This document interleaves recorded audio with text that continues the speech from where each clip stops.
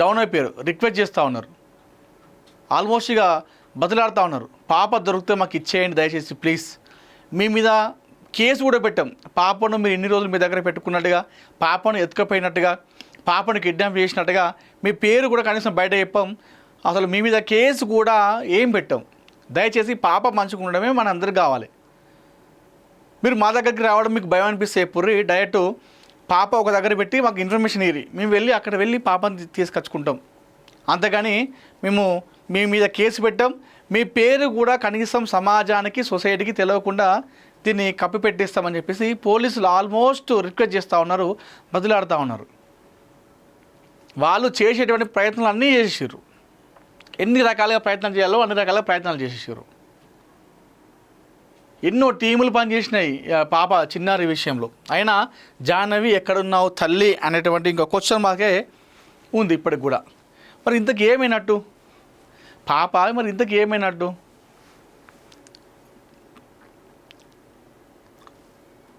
కొంతమంది ఏమో తప్పిపోయిందని చెప్పేసి, కొంతమంది తప్పిపోతే పాప ఆ 2 సంవత్సరాల పాపకు కనీసం 1 కిలోమీటర్ కంటే ఎక్కువ పరిగెత్తలేదు.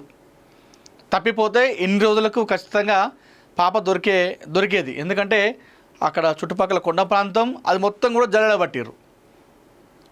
పోలీస్ టీము, అగ్నిమాపక టీము, అటవీ శాఖ, ఎన్డీఆర్ఎఫ్, ఎస్డీఆర్ఎఫ్, హనుమాన్ టీం, ఇంకా కొంతమంది స్థానికులు స్వచ్ఛందంగా వచ్చి పాల్గొని అక్కడ పాప కోసం వెతికిరు. తప్పిపోతే పాప అక్కడ దొరికేది లేదు. అటవీ మృగాలు దాడి చేసినాయి, కొండ చిలువ ముంగిందని చెప్పేసి అట్లా అన్నారు. అట్లా చేసినా కనీసం ఆనవాళ్ళు కూడా దొరికేది. అట్లాంటి ఆనవాళ్ళు కూడా ఏం దొరకలేదు. మరి అది కూడా కాదని చెప్పారు పోలీసులు. అది కూడా ఏమన్నారంటే ఇక్కడ అటవీ మృగాలు అంటే ఒక మనిషి పైన దాడి చేసేటువంటి జంతువులు ఈ పరిసర ప్రాంతాల్లో ఏవి లేవని చెప్పేసి పోలీసులే అధికారికంగా స్టేట్మెంట్ ఇచ్చేసారు. అది కూడా కాదు. సో చూద్దాం ఇప్పుడు నువ్వు పోలీసు వాళ్ళు చెప్పిన దాని ప్రకారం కూడా ఒకసారి చూస్తే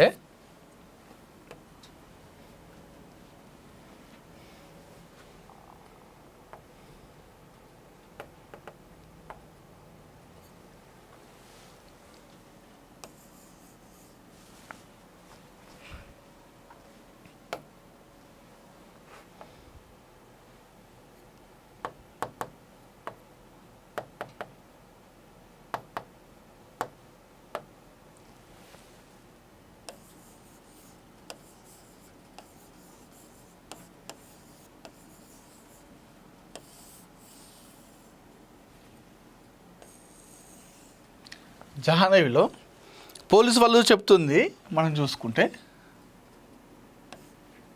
ఒకటి పాప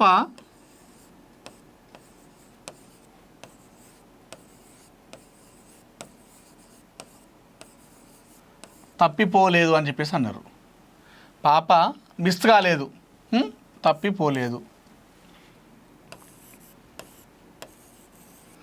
2 చూసుకుంటే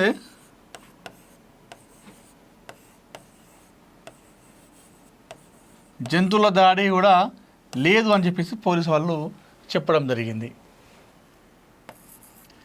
అదేవిధంగా పాప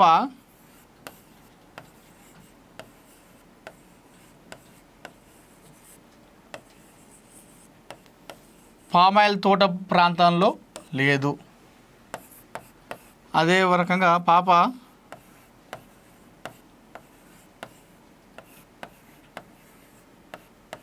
కొండ ప్రాంతంలో లేదు. ఇవన్నీ పోలీసు వాళ్ళు కూడా చెప్పడం జరిగింది. అదేవిధంగా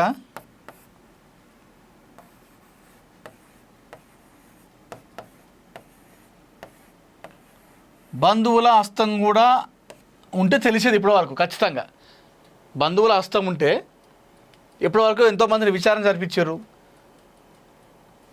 లేదు.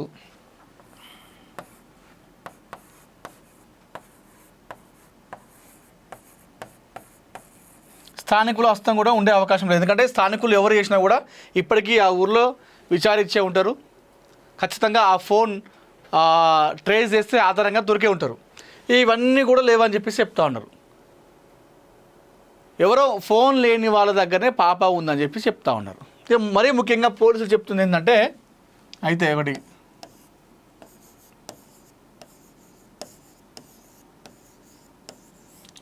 కిడ్నాప్ అయ్యన్నా అయి ఉండాలి, ఎవరైనా కిడ్నాప్ చేసి అని ఉండాలి పాపని అని చెప్పేసి చెప్తా ఉన్నారు.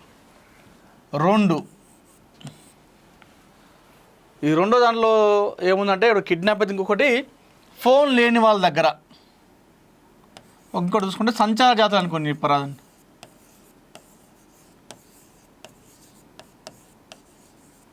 సంచార జాతుల దగ్గర ఉండే అవకాశం ఉన్నట్టుగా పోలీసులు భావిస్తున్నారు. మూడు చూసుకుంటే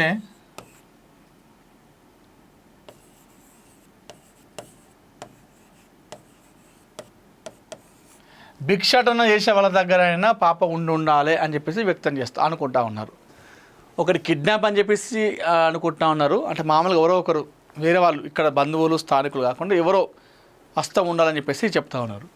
రెండో చూసుకుంటే సంచార జాతుల వాళ్ళ దగ్గర, అంటే వాళ్ళు కిడ్నాప్ అని కాదు, పాప నడుచుకుంటూ వెళ్ళింది కాబట్టి సో వాళ్ళు చూసి వాళ్ళ దగ్గర తీసుకెళ్ళేదేమో అనేటువంటి అనుమానాన్ని వ్యక్తం చేస్తూ ఉన్నారు.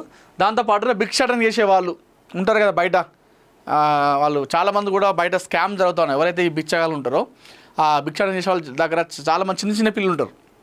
ఆ చిన్న పిల్లలు కూడా వేరే వాళ్ళని అపహరించుకొని వీళ్ళు ఎత్తుకొని భిక్షాటన చేస్తూ ఉంటారు. ఎందుకంటే వాళ్ళ డబ్బుల కోసం అలాంటి చిన్న చిన్న పిల్లలు కిడ్నాప్ చేస్తూ ఉంటారు, అక్కడక్కడ జరుగుతూ ఉంటాయి.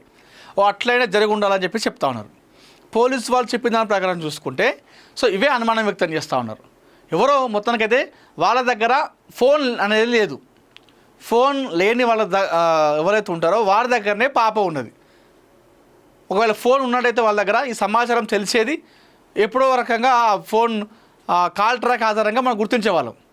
కానీ ఫోన్ లేని వాళ్ళ దగ్గరనే చిన్నారి జాయిన్ ఉందని చెప్పేసి పోలీసులు అనుమానిస్తున్నారు. దయచేసి పోలీస్ వాళ్ళు ఏమంటున్నారంటే పాప ఎక్కడున్నా కూడా దయచేసి తీసుకుని మాకు అప్పగించండి. వాళ్ళు రిక్వెస్ట్ చేస్తూ ఉన్నారు, విజ్ఞప్తి చేస్తూ ఉన్నారు. ఆర్డర్ కాదు, వార్నింగ్ కాదు. ఎందుకంటే 33 రోజులైనా కూడా పాప దొరకపోవడంతో వాళ్ళతో అయితలేదు వాస్తవంగా కూడా. అంటే వాళ్ళు పని చేయలేదు అని చెప్పేసి మనం అనట్లేదు, పని చేసిర్రు, చాలా కష్టపడ్డారు, అహర్నిశలు కష్టపడ్డారు, నిద్ర లేని రాత్రులు గడిపారు. కానీ అయినా వాళ్ళకు ఇంత టెక్నాలజీలో కూడా పాప జాహ్నవి జాడ దొరకట్లేదు. సో వాళ్ళు ప్రెస్ మీట్ పెట్టి రిక్వెస్ట్ చేస్తూ ఉన్నారు, దయచేసి పాప ఎక్కడ ఉంటే మాకు అప్పగించండి. మీ పేరు సొసైటీకి తెలియనియం, మీ పేరును కప్పిపుచ్చుతాం, పలానా వ్యక్తులే పాపను కిడ్నాప్ చేసినట్టుగా అన్నట్టుగా మీ పేరును బయటకు చెప్పాము, మీ మీద ఎలాంటి కేసు కూడా పెట్టాము, మాకు పాపను అప్పగించండి. కొంతమంది ఏంటంటే అయ్యో ఇన్ని రోజులు పాప మా దగ్గర ఉన్నది, ఇప్పుడు చాలామందికి తెలిసింది కదా, మరి ఇన్ని రోజులు పాపను ఇవ్వలేం కదా, పాపలను ఇన్ని రోజులు కూడా మా దగ్గర పెట్టుకున్నాం, ఇవ్వలేకపోతే ఇప్పుడు చెప్తే మా మీద ఏమంటారో, మా మీద కేసు పెడతారో అనే భయం ఉంటే కూడా ఆ భయం పక్కన పెట్టండి. మీకు అలాంటి భయమైనా ఉంటే పాపను ఒక దగ్గర పెట్టి మాకు సమాచారం ఇవ్వండి. ఇక పాప పలానా ప్లేస్లో ఒక దగ్గర పెట్టినాం, మేము పాప అక్కడే ఉంది అని చెప్పేసి అడ్రస్ చెప్తే మేము అక్కడికి వెళ్ళి పాపను తీసుకొచ్చుకుంటాం. మీరే డైరెక్ట్ వచ్చి పాపను ఇవ్వాల్సిన అవసరం కూడా లేదు మాకు. పాప ఆచూకీ సమాచారం గురించి తెలిసిన వారికి ₹1,00,000 నగదు ఇస్తామని చెప్పేసి చెప్తా ఉన్నారు పోలీసు వాళ్ళు. పాప ఫోటోతో పోస్టులు అతక పెడతా ఉన్నారు చుట్టుపక్కల ప్రాంతాల్లో. మరి ఇంతకీ పాప ఏమైనట్టు అసలు ఏమైనట్టు, ఎటుపోయినట్టు, సంచార జాతులు తీసుకెళ్ళరా, భిక్షాటన వాళ్ళు చేసుకపోయారా, లేకపోతే ఎవరైనా కావాల్సుకునే పాపని కిడ్నాప్ చేసిర్రా? ఎన్నో వార్తలు వచ్చినాయి తెరపైకి. పాప జాహ్నవి పాప మేనమ్మ పేరు ఇప్పుడు ఒకటి బయటకు వస్తూ ఉంది.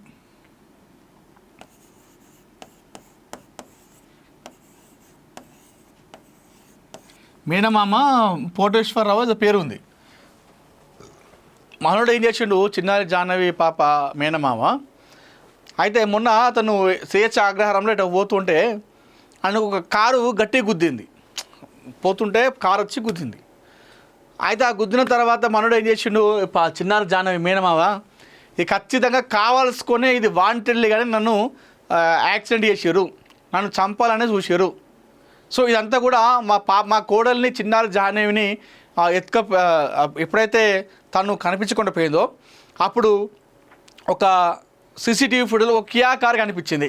ఆ కియా కారును ఇప్పుడు నన్ను యాక్సిడెంట్ చేసినటువంటి కారు రెండు కూడా ఒకటే కారు.